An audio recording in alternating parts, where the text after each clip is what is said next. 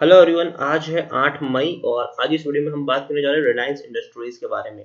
देखिए, रिलायंस इंडस्ट्रीज में एक और बड़ी खबर आई और शेयर ने आज 3 से 4% का बढ़िया ग्रोथ दिखाया। देखिए, 1565 रुपए तक ये शेयर पहुंच चुका है, 1565। और अगर आप मेरे चैनल को रेगुलर फॉलो करें तो भैया जब से शेयर 1000 रुपए तक गया था, 800 रुपए तक गया था, इवन 880 तक गया था, 1000 तक गया था, इवन 900 था, 1200 था, इवन 1300 तक पहुंचा। तब भी मैंने कहा था कि भैया मुझे ये शेयर अभी भी सस्ता लग रहा है, आप चाहे तो खरीदारी कर सकते हैं, क्योंकि हाल फिलहाल में यही हो रहा है कि रिलायंस जियो को लेकर एक से एक बढ़िया डील सामने आ रही है। पहली खबर आई, अगर हम बात करें फेसबुक डील को लेकर, उसके बाद सिल्वर लेक और अभी तीसरी डील भी सामने आई है। तो इस वीडियो में हम बात करेंगे कि रिलायंस इंडस्ट्रीज में अभी चल क्या रहा है और अभी भी शेयर सस्ता है कि नहीं। तो देखिए, वीडियो को शुरू करूं उससे पहले अगर आपने अभी तक चैनल को सब्सक्राइब नहीं किया है तो प्लीज अभी इसे सब्सक्राइब कर लीजिए, क्योंकि आगे भी बहुत सारे वीडियोस हैं जो आपको काफी ज्यादा हेल्प करेंगे। तो चलिए शुरू करते हैं। तो रिलायंस इंडस्ट्रीज, जैसे कि आप देख सकते हैं कि 1565 रुपए पर आया शेयर। पिछले एक महीने की हम बात करें तो पिछले एक महीने में इसके शेयर में 31% का बढ़िया ग्रोथ है। 1150 रुपए शेयर सीधा ऊपर ही ऊपर दौड़ रहा है। जब से डील आई थी, फेसबुक की डील आई, तब से लेकर शेयर ने पीछे मुड़कर नहीं देखा है। पिछले एक साल की हम बात करें तो पिछले एक साल में 20% से भी ज्यादा का ग्रोथ है। देखिए, कोरोना के चलते एक बहुत बड़ी गिरावट आई थी, 880 रुपए तक भी शेयर टूट गया था। 1600 रुपए से उठकर शेयर 880 रुपए तक टूटा था। बाद में एक के बाद एक बढ़िया तेजी इसमें देखने को मिल रही है, बहुत ही शार्प तेजी आई है। हम कह सकते हैं कि जब गिरावट आई थी 880, ऑलमोस्ट वहां से पैसा डबल करने की कोशिश यहाँ पर चल रही है इनकी, और काफी नजदीक भी है उनसे। पिछले 3 साल की हम बात करें तो पिछले 3 साल में रिलायंस इंडस्ट्रीज में 140% का ग्रोथ है। 650 रुपए के आसपास शेयर हुआ करता था। अब देखिए, इससे पहले भी गिरावट आई है, लेकिन वापस शेयर ने बाउंस बैक जरूर किया है, क्योंकि इनका जो पोर्टफोलियो है वो काफी ज्यादा स्ट्रांग है। चाहे हम टेलीकॉम की बात करें, रिटेल की बात करें, या फिर हम बात करें रिफाइनिंग पेट्रोकेमिकल की बात करें। लार्ज कैप स्टॉक है, तकरीबन 9,80,000 करोड़ से के आसपास का इसका मार्केट कैप है। एनएसई में देखें तो 2 करोड़ तक का वॉल्यूम ट्रेड भी हो चुका है, और अभी सिर्फ 11:30 बजे है, 11:30 में ही 2 करोड़ का वॉल्यूम ट्रेड देखने को मिल चुका है।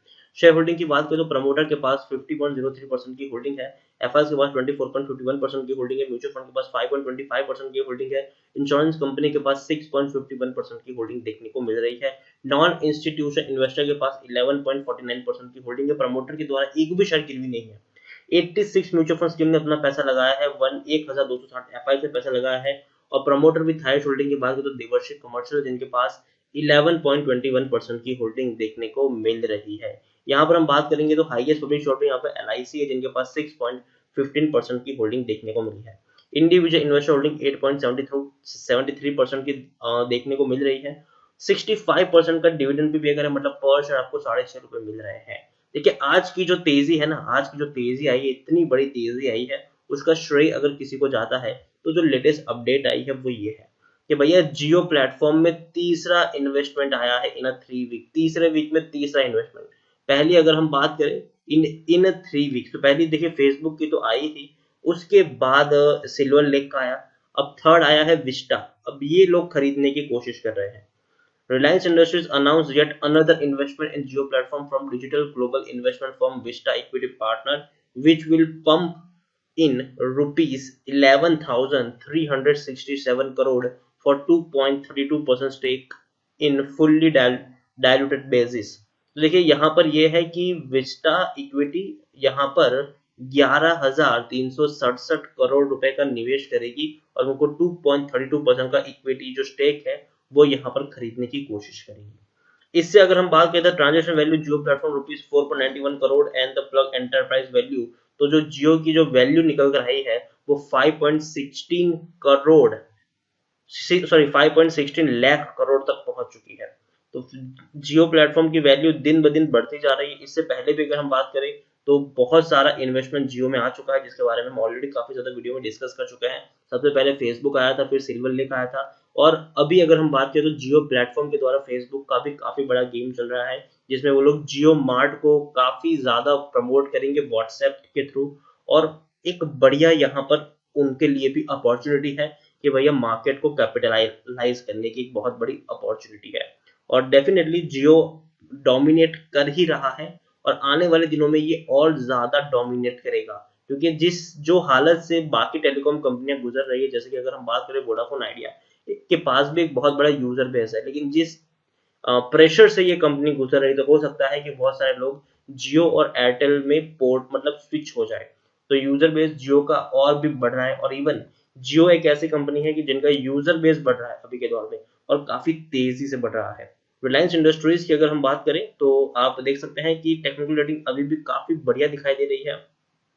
पीई 32.23 के आसपास है और आप देखिए इंडस्ट्री पीई 18.53 है, बुक वैल्यू 669 के करीब है, प्राइस टू बुक वैल्यू 2.35 है, 65 के आसपास का डिविडेंड है, ईपीएस 48 के आसपास है, डिलीवरीज 23 के आसपास हमें देखने को मिल रही है।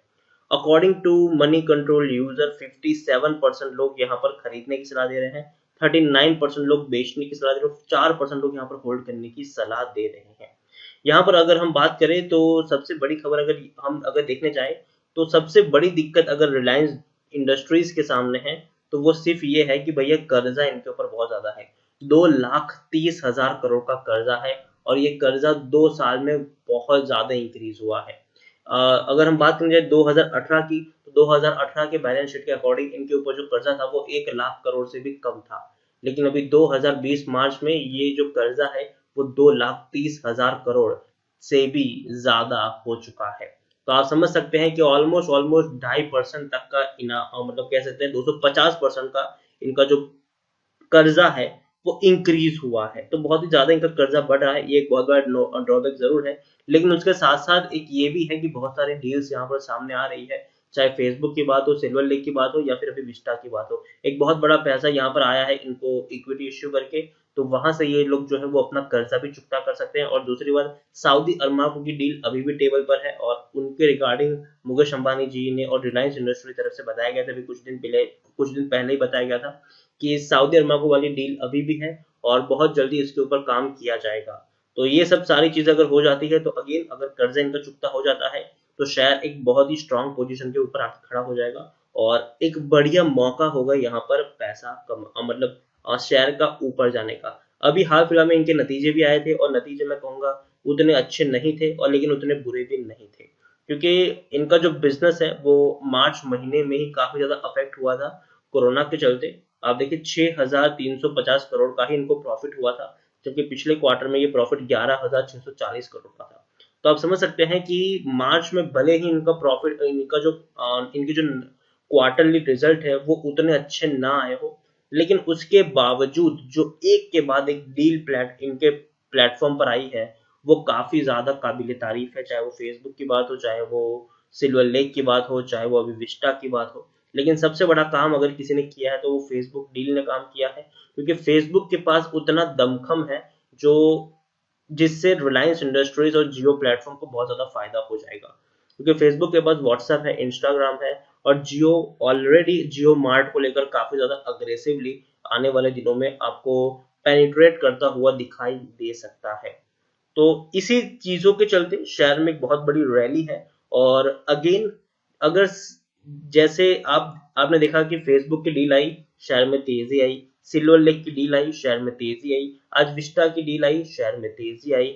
कल को अगर सऊदी अरमाको की डील भी इसी तरीके से टेबल पर आ जाती है तो याद रखिए ये शेयर 2,000 रुपए तक पहुंचने से इसको कोई नहीं रोक सकता। ये बात मैं अपने पिछले कई वीडियोस में बताता आया हूँ, जब से रिलायंस इंडस्ट्रीज में गिरावट आई थी कोरोना के चलते, तब से मैं ये बात बता रहा हूँ कि अभी भी सिचुएशन उतनी खराब मुझे रिलायंस इंडस्ट्रीज की नहीं लग रही है और जरूर ये शेयर अभी भी बहुत ज्यादा पोटेंशियल रखता है आने वाले दिनों में और तेजी लाने का। तो अगर आपने खरीदारी की है तो आप पैनिक ना करें, आप बने रहे अभी भी, आप चाहे तो अभी भी लॉन्ग टर्म के लिए बने रह सकते हैं, जरूर इसमें तेजी आएगी। और दूसरी बात ये कि अगर आपने नहीं खरीदा है, आप फ्रेश बाइंग करना चाहते हैं तो भी आप कर सकते हैं, लेकिन एक बात हमेशा याद रखिए, एक सबसे बड़ा इनका ड्रॉबैक है इनके ऊपर लगा हुआ कर्जा। अगर डील आने में देरी हो रही है, देरी होगी तो शायद थोड़े वक्त के लिए गिरावट भी आएगी, लेकिन वापस से शेयर बाउंस बैक जरूर कर लेगा। तो आप खरीदारी भी कर सकते हैं, लेकिन एसआईपी मोड में, जैसे कि आपको यहाँ पर 50 शेयर खरीदने हैं तो आप 10-10 की क्वांटिटी में ही उठाए, एक साथ सारे के सारे शेयर खरीदने की गलती बिल्कुल भी ना करें यहाँ पर। धीरे धीरे शेयर को धीरे धीरे खरीदारी करें और अपने पोर्टफोलियो को बढ़ाएं, तो काफी बेहतर होगा यहाँ पर। तो इसी के साथ वीडियो को एंड करूंगा। अगर आपको वीडियो पसंद आया हो तो प्लीज इसे लाइक करें, शेयर करें, चैनल पर पहली बार तो प्लीज सब्सक्राइब करें, और रिलायंस इंडस्ट्रीज के बारे में आप क्या सोचते हैं वो भी आप मुझे कमेंट में लिखकर बता सकते हैं। Thank you.